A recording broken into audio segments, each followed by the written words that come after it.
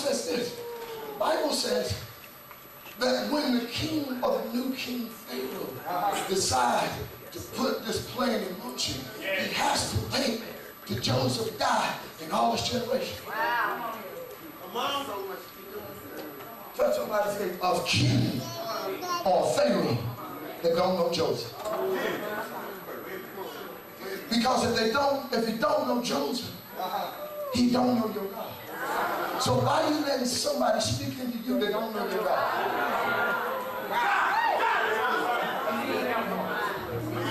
Because if you don't know my God, you don't know me. Because if you knew my God, even though I was childless,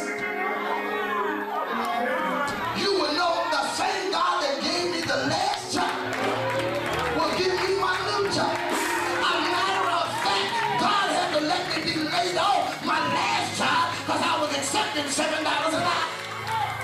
Who am I talking to? Sometimes God has to shut down a whole plan just so he can get you out of there, Jonah. So you can really start your business.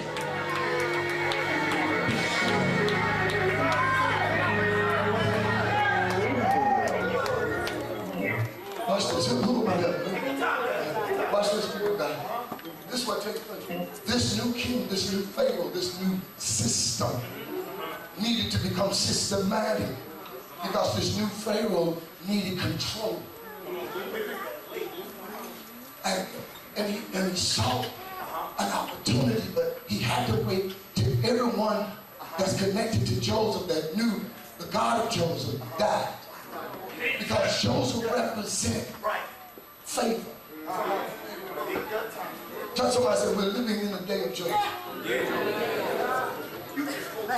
Tell somebody, say, we're living in a time of favor. While it's a time of crisis. While it's a time of recession. While it's a time of unemployment, you're still in the day of Joseph. I need somebody. I told you this is a prophetic word. I didn't come to be your pastor. I didn't come to be your preacher on your radio. I come to speak a prophetic word as the prophet of God to let you know these are the days of Joseph, not Elijah.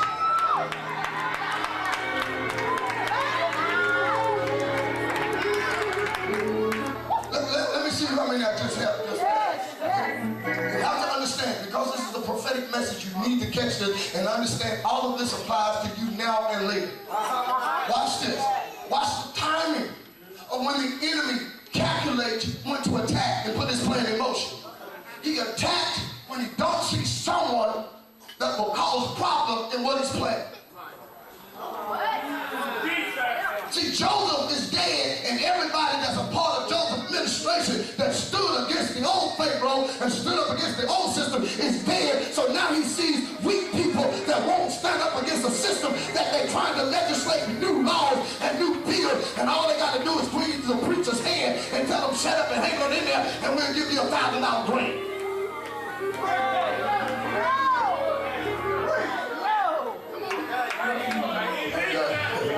Y'all want to come go with me? The old saint said, to that land. To that land. Nothing but joy. To that land. Nothing but peace. In that land. Come and go with me. To that land. So you still in Egypt.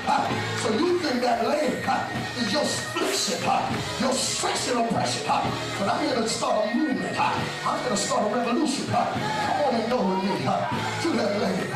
Land of promise. Land of, I'm not talking about the days of old. I'm talking about the days of new. You ought to want to come and go with me. While you struggling to get a job. Baby, God just said you have just now hide your own self. You ain't wait for nobody to find your resume, financial credential.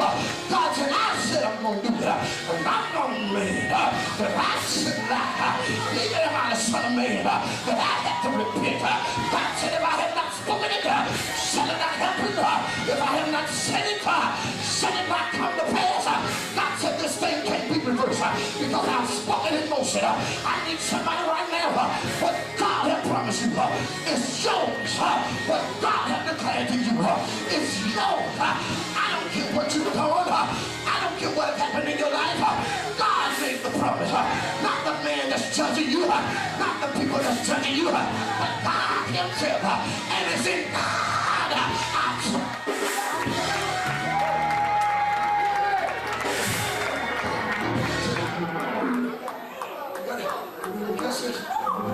It's the days of Joseph. That's somebody said, what are the days of Joseph? It's a day of favor and promotion. Now what we have missed in understanding the dichotomy of Joseph's life, we missed something. Because immaturity, with the excitement to know God has showed you a dream. God has made you a promise. Excites us. How many God ever showed you? How many God have ever made you a promise? And you heard God speak over you, speaking to you more than one time. Let me see it. Let me keep it. This is not a trick question. Just as much I know. But what happened next? Because this is what you got to understand the days of Joseph. The days of Joseph is the days of becoming. You understand that these are the days of Joseph. You understand, Joseph excited about a dream. He's excited about a promise. But what establishes a promise? What establishes a dream? Reality. Reality always smack. Because in order for the dream and the promise to come to pass that God made you, you're going to find out envy, strife, and hatred comes with it.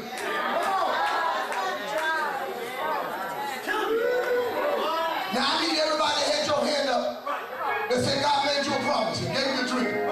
And as soon as you shared it with somebody that was not a dreamer, they tripped on you.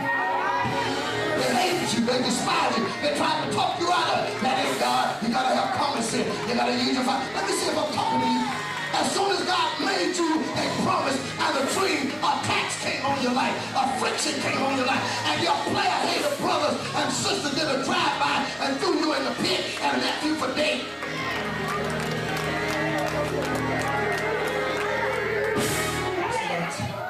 Somebody said that's what happened when you become a dreamer. When you become a dreamer, you attract haters.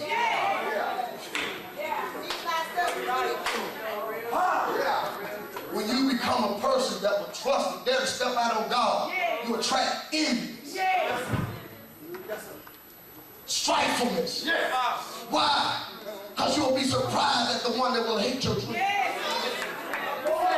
You'll be surprised at the one that hates that God made you a prophet. And you looking with bifocals and magnifying glass trying to look far out to find it. All you got to do just look at me because I since it's taking to look at me. No, because all you got to do is people around you. Because some of your biggest haters is your church folks.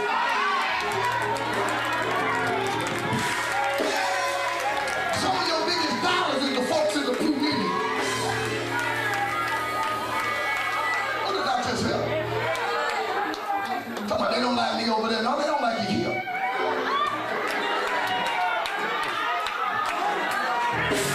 Stop that foolishness. They ain't trying to see me make it over there. No, they ain't trying to see me make it here. Over there ain't thinking about you.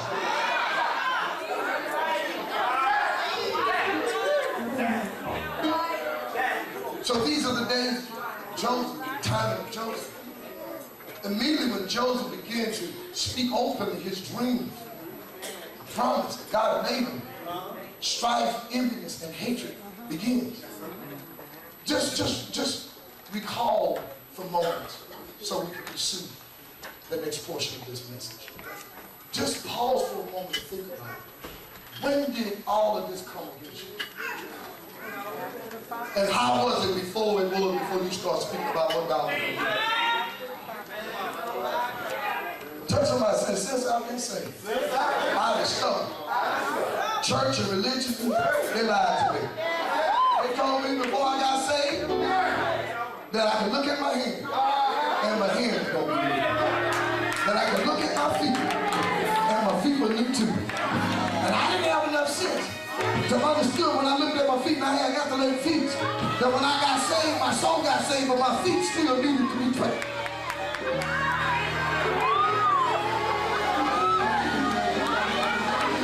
Your hand still got corn.